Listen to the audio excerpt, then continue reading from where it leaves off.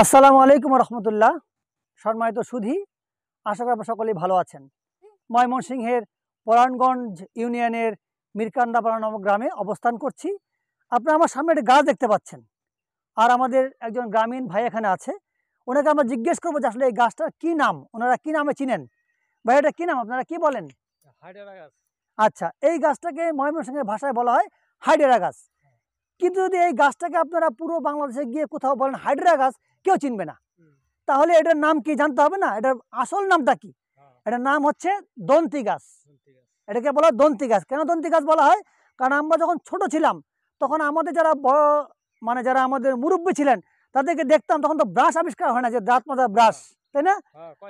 হ্যাঁ, তখন দেখতাম যে আমাদের যে দাদা বা তারও যারা বয়স্ক ব্যক্তিরা, তারা কিন্তু এই ডাল এখান থেকে ভেঙে এটাকে দাঁত মাজন করতেন। তখনও কিন্তু ব্রাশ কি হয় না, বাজারে আসে নাই। কি আপনার ব্রাশ পাইছেন? আপনার ব্রাশ পান নাই তো, এটা তো পাইছেন, তাই না? তো এটা হচ্ছে, এই জন্য এটাকে বলা হয় দন্তি গাছ, অর্থাৎ ব্রাশ ট্রি বলতে পারেন।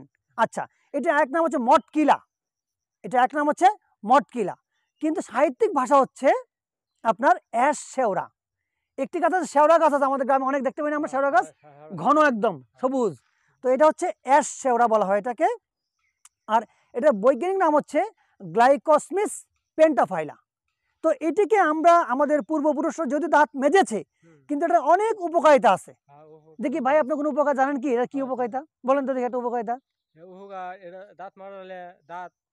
এই যে আপনার দাঁত শক্ত, হ্যাঁ, পরিষ্কার তো একদম, দাঁত মারছেন না, মারছেন এটা দিয়া। হ্যাঁ, তাহলে উনি এটা দিয়ে দাঁত মারছেন, তাহলে বুঝতেই পারছেন কত উপকারী একটি ভেষজ। আচ্ছা, এটার আরো কিছু উপকারিতা আমরা আপনার সঙ্গে আজকে শেয়ার করব। এই যে দেখতে পাচ্ছেন পাতা, এখন এই যে আপনার এই সিজনাল চেঞ্জ হলে ঠান্ডা সর্দি কাশি হয় না, যদি এই পাতা 3-4টা পাতা বা 5টা পাতা আপনি যদি জাল দেন, জাল দিয়ে যে নির্যাসটা হবে, যদি এটা খান, তাহলে আপনার ঠান্ডা সর্দি কাশি কমে যাবে, ইনশাআল্লাহ ভালো হয়ে যাবে। তাহলে উপকার না এটা? এটা একটা উপকার। আচ্ছা, এটা আর কি উপকার রয়েছে? এটাকে বলা হয় লিভার ডিটক্সিফায়ার, অর্থাৎ এটা আমাদের লিভারটার মধ্যে যে বিভিন্ন টক্সিন জমা হয় আমাদের লিভারের মধ্যে, এই লিভারটাকে ডিটক্স করে, অর্থাৎ লিভারের বিভিন্ন ময়লাগুলোকে মূত্রের মাধ্যমে বের করে দেয়। হ্যাঁ, আর এটা আরেকটা উপকারিতা হচ্ছে, যদি আমরা এটার ফুল অথবা এটার যে পাতা, এটা যদি পেস্ট করে আমরা কোথাও লাগাই, তাহলে এটা আমাদের স্কিনের যে ডিসঅর্ডার আছে, দাঁত আছে, একজিমা আছে না, এগুলো যদি রেগুলার নিয়মিত লাগাই আমরা, তাহলে আমাদের এই বাহ্যিক চর্মরোগটা আস্তে আস্তে ভালো হয়ে যাবে। আসলে আমরা যারা এখন গ্রামে রয়েছি, তারা এত বেশি পরিমাণে অ্যালোপ্যাথি ওষুধের উপরে ডিপেন্ডেন্ট হয়েছি, যে কোনো একটা রোগ হইলে আমরা মানে গাছপালার দিকে না গিয়ে দৌড়েই কই যাই, হ্যাঁ, গেলে নাপা খাই নাকি, নাপা খাই ফেলি।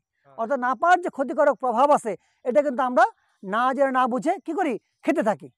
তাহলে আমরা বুঝতে পারলাম যে দন্তি গাছটা, আমরা যখন ছোট ছিলাম তখন এই যে ফুল দেখতে পাচ্ছেন না, এই ফুল থেকে ফল হবে। হ্যাঁ, ফলটা কিন্তু একটু মানে তিক্ত মিষ্টি। যারা গ্রামীণ ছেলেবেল, তারা কিন্তু এই ফলটা পেলে তারা কিন্তু খায়। আমিও আমার ছোট সময় এই ফল যেখানে দেখছি গাছে, একটু যখন পাকছে, যখন গোলাপি কালার হয়েছে, তখন কিন্তু আমিও খাইছি। তাহলে আমরা বুঝতে পারলাম যে এই গাছ শুধুমাত্র দাঁতের জন্য উপকারী না, এটা আমাদের শরীরের অন্যান্য অর্গানের জন্য কি উপকারী। তো আশা করি আপনারা এর উপকার জানলেন, এবং এটি আপনাদের জীবনে বিভিন্ন মুহূর্তে ব্যবহার করে আপনারা উপকৃত হবেন, সে প্রত্যাশা রেখে আমাদের এই গ্রামের ময়মনসিংহের ভাইও আমাদের সহযোগিতা করেছেন। তো সকলের প্রতি শুভেচ্ছা রেখে এখানে শেষ করছি। আসসালামু আলাইকুম রহমতুল্লাহি ওয়া বারাকাতুহু।